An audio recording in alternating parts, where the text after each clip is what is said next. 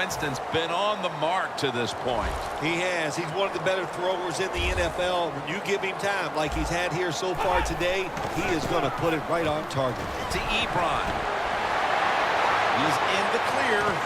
The 30, the 20, the 10, and in for the touchdown.